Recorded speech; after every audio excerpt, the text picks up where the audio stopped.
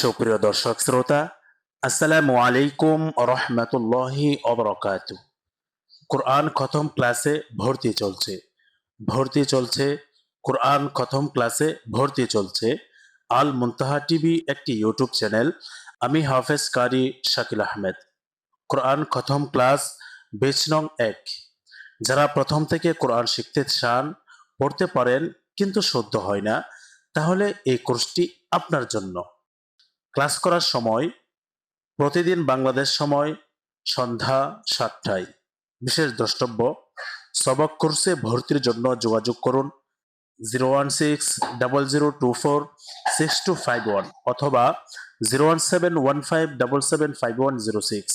এই দুটি নাম্বার থেকে যে কোনো একটি নাম্বারে যোগাযোগ করলেই আপনি আমাদের সাথে যোগাযোগ করতে পারবেন। ইনশাআল্লাহ ভর্তি এবং সবক গ্রহণের বিস্তারিত তথ্য জানতে পারবেন। সম্মানিত ভিউয়ার্স, সরাসরি ক্লাসের সাথে যুক্ত হওয়ার জন্য আপনি এই নিয়মটি অবলম্বন করতে পারেন। সর্বপ্রথম ইউটিউবে প্রবেশ করে আল মুনতাহা টিভি লিখে সার্চ করবেন। অতঃপর লোগোতে ক্লিক করে চ্যানেলে প্রবেশ করে লাইভ অপশনে ক্লিক করলেই আমাদের ক্লাসের সাথে যুক্ত হতে পারবেন ইনশাআল্লাহ। সম্মানিত ভিউয়ার্স, আমি আর কথা না বাড়িয়ে আমাদের মূল পর্ব শুরু করছি। সকলেই মনোযোগ সহকারে শুরু থেকে শেষ পর্যন্ত আমরা ক্লাসগুলো করব ইনশাআল্লাহ। প্রিয় দর্শক, আজ আমাদের কোরআন খতম ক্লাস ১২ নম্বর পর্ব। আর এই ১২ নম্বর পর্ব আজকে আমাদের শুরু হবে ইনশাল্লাহ সূরাতুল বাকারার ২৯ নং আয়াত থেকে। আমরা সকলে কোরআন খুলে সূরাতুল বাকারার ২৯ নং আয়াত বের করে সকলেই আমরা ক্লাসের সাথে যুক্ত হয়ে যাই। সম্মানিত ভিউয়ার্স, ক্লাস শুরু করার পূর্বে আমরা এই দুটি আয়াত বেশি বেশি পড়ে নিব। কোন দুটি আয়াত? সেই দুটি আয়াত সবাই একবার আমার সাথে বলেন, রব্বি জিদনি ইলমা, রব্বি জিদনি ইলমা, রব্বি জিদনি ইলমা, রব্বি ইশরাহ লি সাদরি ওয়াইয়াসসির লি আমরি ওয়াহলুল উকদাতাম মিন লিসানি ইয়াফকাহু কওলি ওয়াবিকা নাস্তাঈনু ইয়া মুস্তাআন। পড়ার শুরুতে আমরা এই দুটি আয়াত বেশি বেশি পড়ে নিব। সর্বনিম্ন আমরা এই দুটি আয়াত ২১ বার পড়ে নিব। এই দুটি আয়াত পড়লে কি লাভ হবে? আমাদের যাদের স্মৃতি শক্তি, জেহান শক্তি কম আছে, আমাদের স্মৃতি শক্তি এবং জেহান শক্তি বৃদ্ধি পাবে ইনশাল্লাহ। তাই পড়ার শুরুতে আমরা এই দুটি দোয়া বেশি বেশি পড়ে নিব। আর পড়া শুরু করার পূর্বে অবশ্যই তাআউয তাসমিয়া পড়ে নিতে হবে। সবাই একবার আমার সাথে বলেন, আউযু বিল্লাহি মিনাশ শাইতানির রাজীম, বিসমিল্লাহির রহমানির রহিম। وإذ قال ربك للملائكة إني جاعل في الأرض خليفة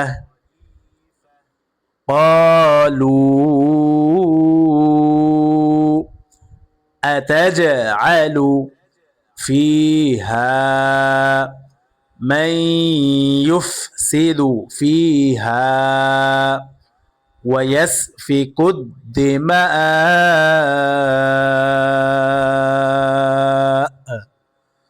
ونحن نسبح بحمدك ونقدس لك قال إني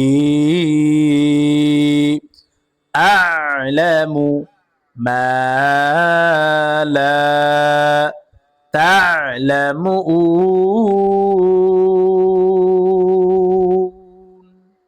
সম্মানিত ভিউয়ার্স, এই যে আমি একটি আয়াত পড়েছি, শব্দে শব্দে ভেঙে ভেঙে পড়েছি, এই আয়াতটার ভিতরে কোথায় টান হবে, কোথায় টান হবে না, কোথায় গুন্না হবে, কোথায় গুন্না হবে না, এখন আমরা এইভাবে ভেঙে ভেঙে পড়বো ইনশাল্লাহ। বানান করে করে সকলে আমার সাথে সাথে পড়তে থাকেন।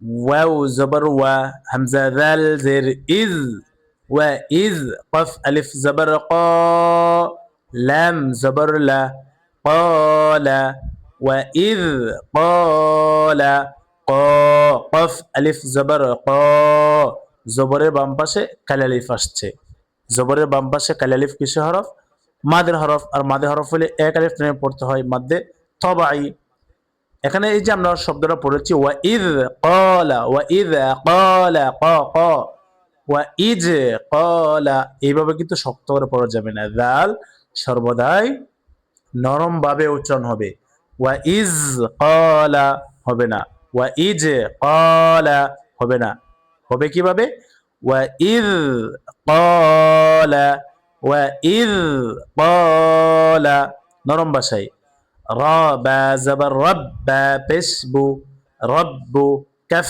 জবর কা রব্বুকা রব রব রব্বুকা রয়ের উপরে জবর অথবা পেশ থাকলে রকে পুর করে পড়তে হয় অর্থাৎ মোটা করে পড়তে হয় রব্বুকা লাম লাম জির লিল মিম জবর মা লাম কারা জবর লা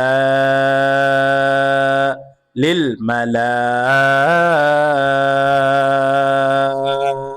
লামের উপরে খারা জবর আসার কারণে এক আলিফ টান হওয়ার কথা ছিল কিন্তু এই খারা জবরের উপরে আমরা দেখতে পাচ্ছি মোটা একটি চিহ্ন এই মোটা চিহ্নটি কিসের চিহ্ন মাদ্দে মুত্তাসিলের মোটা চিহ্ন আর এই মোটা চিহ্ন যে হরফের উপরে আসবে ওই হরফকে চার আলিফ টানিয়া পড়িতে হয় ইহাকে মাদ্দে মুত্তাসিল বলে মাদ্দে মুত্তাসিলের সংজ্ঞা যদি আপনি মুখস্থ না করতে পারেন নাও জানেন কোনো অসুবিধা নেই কোনো সমস্যা হবে না তবে আপনার শুধু এতটুকু জেনে রাখতে হবে এবং চিনে রাখতে হবে এই যে আমরা মোটা চিহ্নটা দেখতে পাচ্ছি এই মোটা চিহ্নটাই হলো মাদ্দে মুত্তাসিলের মোটা চিহ্ন আর এই মোটা চিহ্নটাই যেই হরফের উপরে দেখবেন ওই হরফকে চার আলিফ টেনে পড়তে হবে এটাই হলো মাদ্দে মুত্তাসিল লিল মালা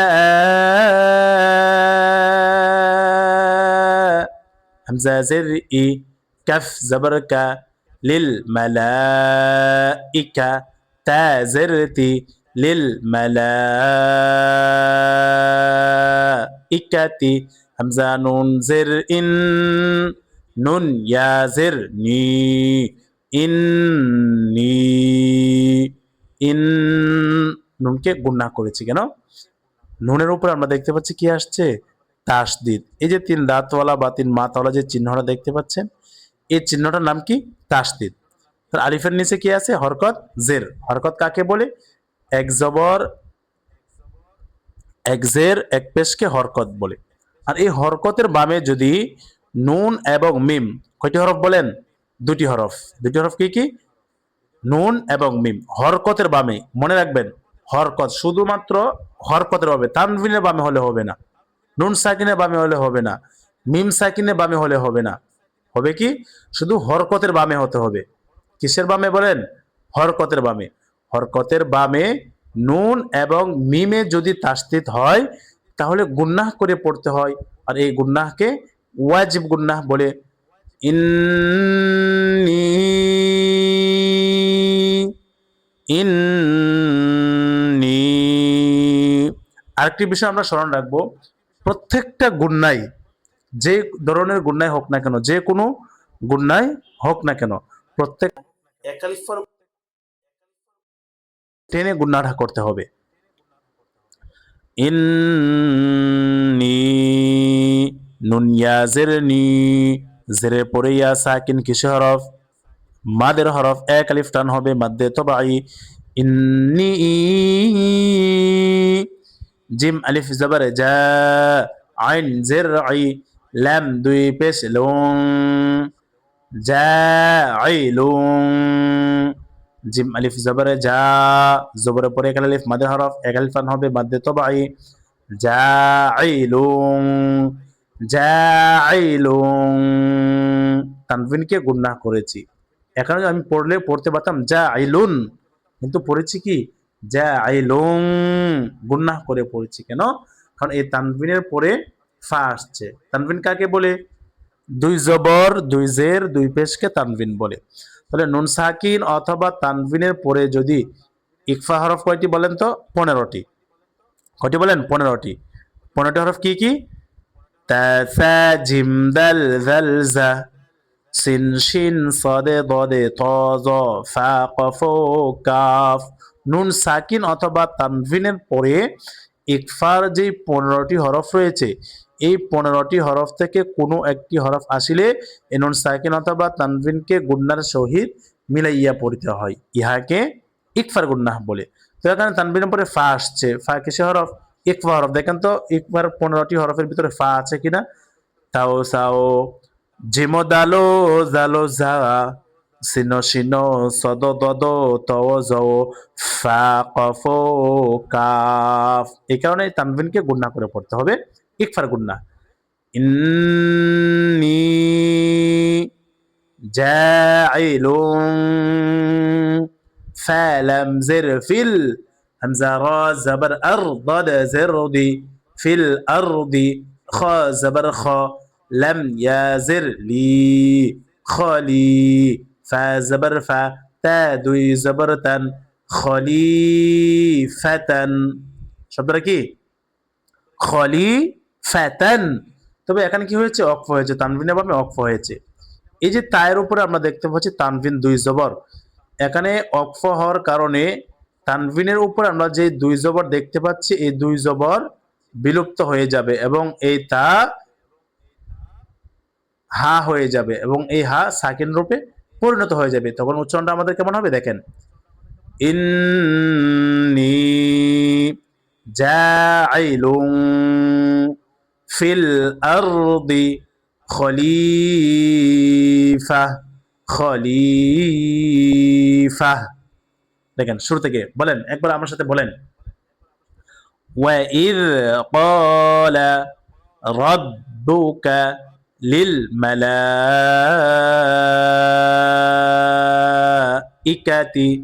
إِنِّي جَاعِلٌ فِي الْأَرْضِ خَلِيفَةً قف ألف زبر قا لم واو পেশ লু قالو জবরের পরে কাল আলিফ মাদে হরফ, পেশের পরে ওয়াও সাকিন মাদে হরফ। আর আমরা জানি মাদে হরফ হইলে এক আলিফ টেনে পড়তে হয়, কিন্তু এই মাদে হরফের উপর আমরা দেখতে পাচ্ছি চিকন একটি চিহ্ন। এই চিকন চিহ্নটি কিসের চিহ্ন? মাদ্দে মুনফাসিলের চিকন চিহ্ন। কিসের চিহ্ন বলেন? মাদ্দে মুনফাসিলের চিকন চিহ্ন। আর এই চিকন চিহ্ন যে হরফের উপরে আসবে ওই হরফকে 3 আলিফ টানিয়া পড়তে হয়, ইহাকে মাদ্দে মুনফাসিল বলে। মোট কথা, এই চিকন চিহ্নটা যে হরফের উপরে আসবে ওই হরফকে 3 আলিফ টানিয়ে পড়তে হবে, মাদ্দে মুনফাসিল। আমরা শুরুতে বলেছিলাম মোটা চিহ্ন, মোটা চিহ্ন যে হরফের উপরে আসবে 4 আলিফ টেনে পড়তে হবে, আর এই চিকন চিহ্ন যে হরফের উপরে আসবে ওই হরফকে 3 আলিফ টেনে পড়তে হবে। এই মোটা চিহ্ন মাদ্দে মুত্তাসিল আর এই চিকন চিহ্ন মাদ্দে মুনফাসিল। قالوا همزة زبر أ تاجم زبر تاج أتاج عين زبر ع لم بسلو أتاج علو أتاج علو أتاج علو أتاج تا জিম কে ধরেছে, জিম কি হরফ? কলকলা হরফ। কলকলা হরফ কয়টি? 5টি। 5টি হরফ কি কি? কফ ত বা জিম দাল। এই 5টি হরফে জজম হলে কলকলা করি, অর্থাৎ প্রতিধ্বনি আওয়াজ দিয়ে পড়তে হয়। আতাজ আলু আতাজ আলু আলু আতাজ আলু ফা ইয়া জির ফি হা আলিফ জবর হা ফি হা জেরে পড়ে ইয়া সাকিন মাদে হরফ, জবরে পড়ে কাল আলিফ মাদের হরফ। আর মাদে হরফ হইলে এক আলিফ টানিয়া পড়িতে হয়, ইহাকে মাদ্দে তবাই বলে। মাদে হরফ মোট কয়টি? 3টি। মাদে হরফ কয়টি বলেন? 3টি। আর 3টি হরফ কি কি বলেন তো দেখি? মাদের 3টি হরফ কি কি বলেন? মাদের হরফ 3টি। 3টি হরফ কি কি? এই দেখেন, দেখতে পাচ্ছেন? মাদের হরফ 3টি। 3টি হরফ কি কি? ওয়াও, আলিফ, ইয়া। এই 3টি হরফ আমরা কোরআনুল কারীমে কিভাবে ব্যবহার করব? ব্যবহার নিয়মটা দেখেন। জিম আলিফ জবর জা, জবরের বাম পাশে কালি আলিফ মাদের হরফ, জিম ওয়াও পেশ ঝু, পেশের বাম পাশে জজমুলা ওয়াও মাদের হরফ। জিম ইয়া জের জি, জেরের বাম পাশে জজমুলা ইয়া মাদের হরফ। মোট কটা? জবরের পরে কালি আলিফ, পেশের পরে ওয়াও সাকিন, জেরের পরে ইয়া সাকিন মাদের হরফ। আর মাদের হরফ হইলে এক আলিফ টানিয়া পড়িতে হয়, ইহাকে মাদ্দে তবাই বলে। আর মাদ্দে তবাই এক আলিফ টানিয়া পড়িতে হয়। যা, জু, ঝি, যা, জু, জি। মোট কথা, কোরআনুল কারীমের যে কোনো জায়গায় জবরের পরে যদি কালি আলিফ থাকে, পেশের পরে যদি ওয়াও আলিফ ও পেশের পরে ওয়াও সাকিন থাকলে, জেরের পরে ইয়া সাকিন থাকলে এক আলিফ টেনে পড়তে হবে মাদ্দে তবাই। এবার আসেন,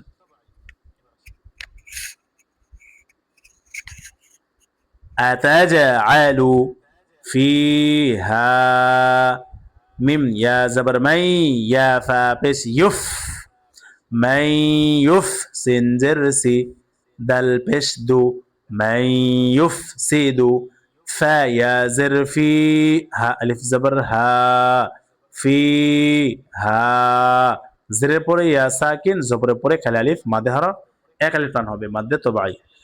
من يفسد فيها، واو زبر و، ياس جبر يس، ويس فازر في، ويسفي، كف دال بش كد دال زردي، ويسفي كد، ميم ألف زبر ما، ويسفي كد ما، همزة زبر أ، দিমা,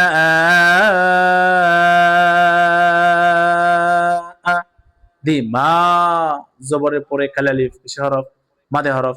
আর আমরা জানি মাদে হরফ হলে এক আলিফ নিয়ে পড়তে হয়, কিন্তু এই মাদে হরফের উপরে আমরা দেখতে পাচ্ছি মোটা একটি চিহ্ন। আমরা ইতিপূর্বে পড়েছিলাম মোটা চিহ্ন কিসের চিহ্ন? মাদ্দে মুত্তাসিলের মোটা চিহ্ন। আর এই মোটা চিহ্ন যে হরফের উপরে আসবে ওই হরফকে তিন আলিফ টানিয়া পড়তে হয়, ইহাকে মাদ্দে চার আলিফ টানিয়া পড়তে হয়, ইহাকে মাদ্দে মুত্তাসিল বলে। আর মাদ্দে মুত্তাসিল কত আলিফ টানিয়া পড়তে হয়? চার আলিফ টানিয়া পড়তে হয়। ওয়াইয়াসফিকু দিমা,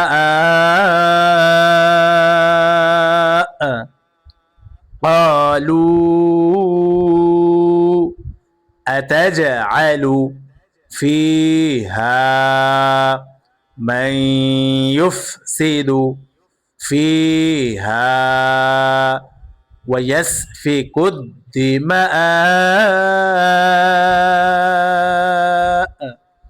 واو زبر و، نون حا زبر نح، ونح নুন পেশ নু, ওয়ানাহনু, কোনো টান হবে না, ওয়ানাহনু, নুন পেশ নু, সিন বা জবর সাব, বা জের বি, নুসাব্বি, হা পেশ হু, নুসাব্বিহু, ওয়ানাহনু নুসাব্বিহু, বা জের বি, হা মিম জবর হাম, বিহাম দাল জের দি, বিহামদি, كف زبر ك، بحمدك، واو زبر و، نون بش نو، ونو، قف دال جبر قد دال زردي، ونقدي، سين بسو، ونقدس، لام زبر لا، كف زبر ك، لك। শব্দটা কি? লাকা। তবে এখানে অক্ফ হওয়ার কারণে কাফের উপরে আমরা যে হরকত জবর দেখতে পাচ্ছি, এই হরকত জবর কি হয়ে যাবে? বিলুপ্ত হয়ে যাবে এবং এই কাফ সাকিন রূপে পরিণত হয়ে যাবে। ونحن نسبح بحمدك ونقدس لك، ونقدس لك، ونحن نسبح بحمدك ونقدس لك، ونقدس لك، কফ আলিফ জবর ক, লাম জবর লা, ক্বালা, জবরের পরে এক আলিফ মাদে হরফ, এক আলিফ টান হবে মাদ্দে তবাই। ক্বালা, হামজা নুন জের ইন, নুন ইয়া জের নি, ইন্নি, হরকতের বামে নুনে তাসদিদ আসছে। তো হরকতের বামে যদি নুন অথবা মিমে তাসদিদ হয় তাহলে কি করে পড়তে হয়? গুন্নাহ করে পড়তে হয়। আর এই গুন্নাহকে ওয়াজিব গুন্নাহ বলে। ক্বালা ইন্নী, নুন ইয়া জের নি, জেরের পরে ইয়া সাকিন মাদে হরফ। মাদে হরফ হলে এক আলিফ নিয়ে পড়তে হয়, কিন্তু এই মাদে হরফের উপর আমরা দেখতে পাচ্ছি চিকন একটি চিহ্ন। এই চিকন চিহ্ন কিসের চিহ্ন? মাদ্দে মুনফাসিলের চিকন চিহ্ন। আর এই চিকন চিহ্ন যে হরফের উপরে আসবে ওই হরফকে 3 আলিফ টানিয়া পড়তে হয়, ইহাকে মাদ্দে মুনফাসিল বলে। ক্বালা ইন্নী, হামজা আইন জবর আ, লাম জবর লা, আ'লা। মাশাআল্লাহ, অনেকে আছেন কোরআন খুব ভালো পারেন, পড়তে পারেন, কিন্তু আইন উচ্চারণের ক্ষেত্রে আইন উচ্চারণটা কিন্তু আমাদের হচ্ছে না। এই বিষয়গুলো আমরা, হরফের উচ্চারণগুলো আমরা খেয়াল করব। কোন হরফের উচ্চারণ আমি কিভাবে বলছি এদিকে খেয়াল করে কিন্তু আমাদের পড়তে হবে, তখন আমরা সামনে আগাতে সুবিধা হবে। মূল হচ্ছে আরবি 29টি হরফের সহি উচ্চারণ, সঠিক উচ্চারণ, তাহলে আপনার পড়া সুন্দর হবে ইনশাল্লাহ। আইন, বিশেষ করে আরবি 29টি হরফের ভিতরে আইনের উচ্চারণটা একটু কঠিন বেশি, যার কারণে অনেকেরই আমাদের এই আইনের উচ্চারণটা হয় না। দেখেন আমার সাথে বলেন, হামজা আইন জবর আ, লাম জবর লা, আ'লা, আ'লা, আ'লা, আ'লা, আ'লা, মিম পেশ মু, আ'লামু, মিম আলিফ জবর মা, লাম আলিফ জবর লা, মা, লা, জবরের পরে কাল আলিফ মাদে হরফ, এক আলিফ করে টান হবে মাদে তবাই। মা, লা, তা আইন জবর তা, লাম জবর লা, তা'লা, মিম ওয়াও পেশ মু, নুন জবর না, তা'লামুনা, তা'লামু, পেশের পরে ওয়াও সাকিন, পেশের পরে ওয়াও সাকিন কিসের হরফ? মাদে হরফ। আর মাদে হরফ হলে কিভাবে পড়তে হবে? এক আলিফ টেনে পড়তে হবে। কিন্তু যখন দেখবেন এই মাদে হরফের বামে হরফে কি হয়েছে? অক্ফ হয়েছে। যখন দেখবেন এই মাদে হরফের বামে হরফে অক্ফ হয়েছে, তখন কিন্তু এই মাদে হরফ এক আলিফ টান হবে না, তখন কত আলিফ টান হবে? 3 আলিফ। কেন? মাদের হরফের বামের হরফে অক্ফ হইলে 3 আলিফ টানিয়া পড়িতে হয়, ইহাকে মাদ্দে আরজি বলে। তো মাদ্দে আরজি কাকে বলে? মাদের হরফের বামের হরফে অক্ফ হইলে 3 আলিফ টানিয়া পড়িতে হয়, ইহাকে মাদ্দে আরজি বলে। আর মাদ্দে আরজি সর্বদাই 3 আলিফ টেনে পড়তে হয়। আরেকটি বিষয় মনে রাখবেন, এই মাদ্দে আরজি কখনো আয়াতের শুরু অথবা আয়াতের মাঝে হয় না, মাদ্দে আরজি সর্বদাই আয়াতের শেষে হয়। ক্বালা ইন্নী আ'লামু মা লা তা'লামুন, তা আইন জবর তা, তা'লা, তা'লা, তা'লামুন। সমাধান ভিউয়ার্স, এতক্ষণ আমরা একটি আয়াত পড়েছি, একটি আয়াত আমরা শুরু থেকে আমরা আরেকবার রিডিং পড়বো ইনশাআল্লাহ। সবাই আমার সাথে বলেন, একসাথে সবাই আমার সাথে বলেন, وَإِذْ قَالَ رَبُّكَ لِلْمَلَائِكَةِ إِنِّي جَاعِلٌ فِي الْأَرْضِ খলিফা। শব্দে শব্দে প্রত্যেকটা শব্দ আলাদা আলাদা ভাবে বলতে হবে। وَإِذْ قَالَ رَبُّكَ لِلْمَلَائِكَةِ إِنِّي جَاعِلٌ فِي الْأَرْضِ خَلِيفَةً قَالُوا أَتَجْعَلُ فِيهَا مَن يُفْسِدُ فِيهَا وَيَسْفِكُ الدِّمَاءَ وَنَحْنُ نُسَبِّحُ بحمدك ونقدس لك قال إني أعلم أعلم ما لا تعلمون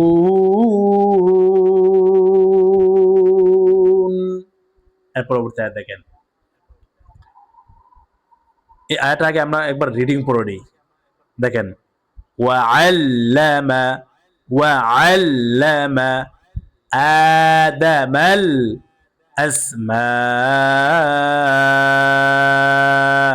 كلها ثم عرضهم على الملائكة فقال أنبئوني بأسماء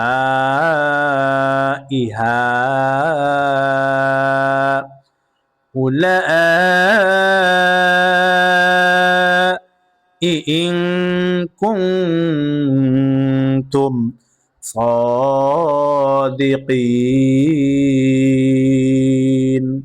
সম্মানিত ভিউয়ার্স এই যে আমরা আয়াতটি পড়েছি এই আয়াতটি কোথায় টান হবে কোথায় টান হবে না কোথায় গুনাহ করে পড়তে হবে কোথায় গুনাহ ছাড়া স্পষ্ট করে পড়তে হবে এইভাবে এখন আমরা বানান করে করে শব্দে শব্দে তাসবিহ সহকারে পড়ব ইনশাআল্লাহ ওয়াও জবর ওয়া আইন লাম জবর আল লাম জবর লা মিম জবর মা ওয়া আল্লামা ওয়া আল্লামা হামজা কারা জবর আ দাল জবর দা আদা হামজার হরকতকে এক আলিফ টানিয়া পড়া মাদ্দে বদল হামজার উপরে খারা জবরটা বসে আসলে এক আলিফ টান হবে মাদ্দে বদল আদা মিম লাম জবর মাল আদামাল ওয়া আল্লামা কোন টান হবে না ওয়া আল্লামা আদামাল হামজা সিন জবর আস মিম আলিফ জবর মা আসমা জবরের পরে এক আলিফ মাদে হরফ আর এই মাদে হরফের উপরে মোটা চিহ্ন মাদে মুত্তাসিল চার আলিফ পড়তে হবে মাদে হরফের উপরে মোটা চিহ্ন বামে গুল হামজা হইলে চার আলিফ টানিয়া পড়িতে হয় ইহাকে মাদে মুত্তাসিল বলে আদামাল আসমা হামজা জবর আ কাফ লাম পেশ কুল লাম জবর লা আকুল্লা হা আলিফ জবর হা আকুল্লাহা জবরের পরে কাল আলিফ মাদের হরফ এক আলিফ টান হবে মাদে তবাই আকুল্লাহা সা মিম পেশ সুম মিম জবর মা সুম্মা হরকতের ভাবে মিমে তাসদিদ এসেছে হরকতের ভাবে নুন মিমে তাসদিদ হইলে গুনাহ করিয়া পড়তে হয় ইহাকে ওয়াজিব গুনাহ বলে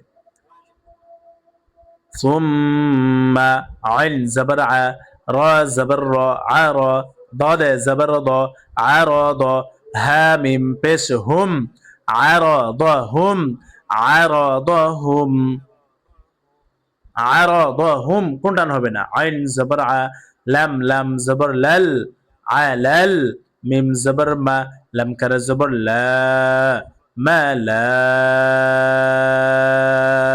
লামের উপরে খারা জবর আসার কারণে এক আলিফ টান হওয়ার কথা ছিল কিন্তু এই খারা জবরের উপরে আমরা দেখতে পাচ্ছি মোটা একটি চিহ্ন আর এই মোটা চিহ্ন কিসের চিহ্ন মাদ্দে মুত্তাসিলের মোটা চিহ্ন আর এই মোটা চিহ্ন যে হরফের উপরে আসবে ওই হরফকে তিন আলিফ টানিয়া চার আলিফ টানিয়া পড়তে হয় ইহাকে মাদ্দে মুত্তাসিল বলে আলা আলাল আরাদাহুম আলাল ملائكة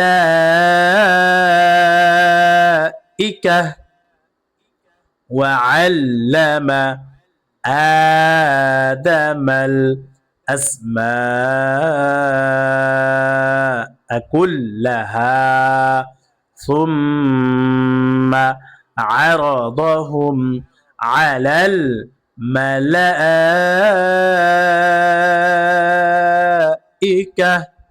فا زبر فا قف ألف زبر قا فا قا فا قا قف ألف زبر قا زبر পরে কাল আলিফ মাদে হরফ এক আলিফ টান হবে মাদ্দে তবাই।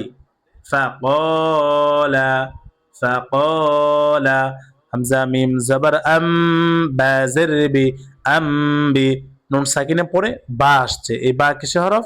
ইকলাবে হরফ। ইকলাবে হরফ কয়টি? একটি, আর সেটি হলো বা।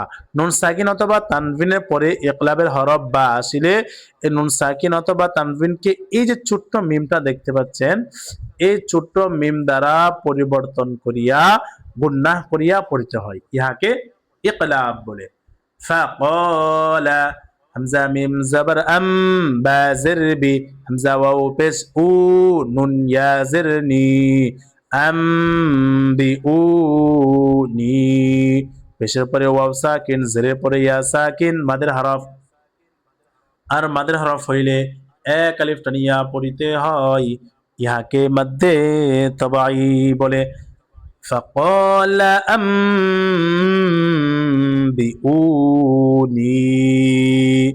بازر بي همزة سين جبر أس بأس ميم ألف زبر ما بأسماء জবরের পরে কাল আলিফ মাদে হরফ, মাদে হরফের উপরে মোটা চিহ্ন, বামে হামজা মাদে মুত্তাসিল, চার আলিফটা নিয়ে পড়িতে হয়। বিআসমাই হা খারা জবর হা, হায়ের উপরে খারা জবর আসার কারণে এক আলিফ টান হওয়ার কথা ছিল, কিন্তু খারা জবরের উপরে চিকন চিহ্ন আসার কারণে তিন আলিফ টান হবে। হামজা পেশ ও লাম আলিফ জবর লা উলা, জবরের পরে আলিফ মাদে হরফ, মাদে হরফের উপরে মোটা চিহ্ন, চিকন চিহ্ন, তিন আলিফ টান, মোটা চিহ্ন চার আলিফ টান। হা উলা ই হামজা নুন জের ইন কাফ নুন পেশ কুং ইং কুং তা মিম পেশ তুম ইং কুং তুম। দুনো জায়গায় নুন সাকিনকে গুণনা করেছি, কেন? নুন সাকিনের পরে কাফ আসছে আর নুন সাকিনের পরে তা আসছে। কাফ আর তা কিসে হরফ? ইকফা হরফ। ইকফা হরফ কয়টি? 15টি। 15 হরফ কি কি? তা সা জিম দাল দাল জা সিন শিন সদে বদে ত জ ফা কফ কাফ। নুন সাকিন অথবা তানবিনের পরে ইকফার 15টি হরফ থেকে কোনো একটি হরফ আসলে ওই নুন সাকিন অথবা তানবিনকে গুন্নার সহিত মিলাইয়া পড়িতে হয়, ইহাকে ইকফার গুন্নাহ বলে। হাউলাই ইন কুনতুম সাদিকিন। কফ ইয়া জিরকি, জিরে পরে ইয়া সাকিন মাদে হরফ, মাদে হরফের বামে হরফে অক্ফ হয়েছে, মাদে হরফের বামে হরফে অক্ফ হইলে তিন আলিফ টানিয়া পড়িতে হয়, ইহাকে মাদ্দে আরজি বলে। আর মাদ্দে আরজি সর্বদাই তিন আলিফ টানিয়া পড়তে হয়। দেখেন وعلم آدم الأسماء كلها ثم عرضهم على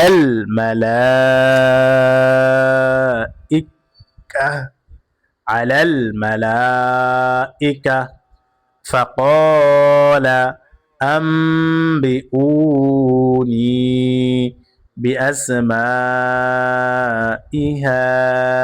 هؤلاء إن كنتم صادقين। সম্মানিত ভিউয়ার্স, এই যে দুটি আয়াত, এখন ভাই দুটি আয়াত একত্রে একসাথে পড়বো ইনশাআল্লাহ। সবাই আমার সাথে সাথে বলেন। وَإِذْ قَالَ رَبُّكَ لِلْمَلَائِكَةِ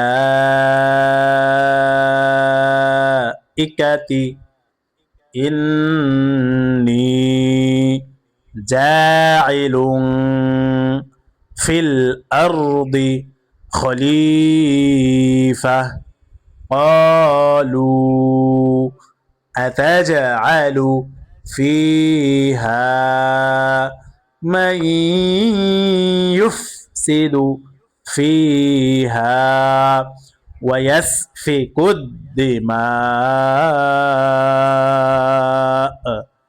ونحن نسبح بحمدك ونقدس لك قال إني أعلم ما لا تعلمون وعلم آدم الأسماء كلها ثم عرضهم على الملائكة فقال أنبئوني بأسماء هؤلاء إن كنتم صادقين। সম্মানিত ভিউয়ার্স, আজ আমাদের কোরআন খতম ক্লাস 12 নম্বর পর্ব। আর 12 নম্বর পর্বে আজকে আমরা পড়েছি আলহামদুলিল্লাহ সূরাতুল বাকারার 29, 30, 31 নং আয়াতের আগ পর্যন্ত। সম্মানিত ভিউয়ার্স, আজ আমাদের কোরআন খতম ক্লাস 12 নম্বর পর্ব আজকে এখানে সমাপ্ত করছি। আর তবে সকলেই আল মুনতাহা টিভি ইউটিউব চ্যানেল সাবস্ক্রাইব করে এবং শেয়ার করে অন্য দিনী মুসলমান ভাই বোনদেরকে দেখার এবং পড়ার সুযোগ করে দিবেন ইনশাআল্লাহ। সম্মানিত ভিউয়ার্স, আজ আমাদের ক্লাস এই পর্যন্ত সমাপ্ত করছি। আসসালামু আলাইকুম ওয়া রাহমাতুল্লাহি ওয়া বারাকাতুহু।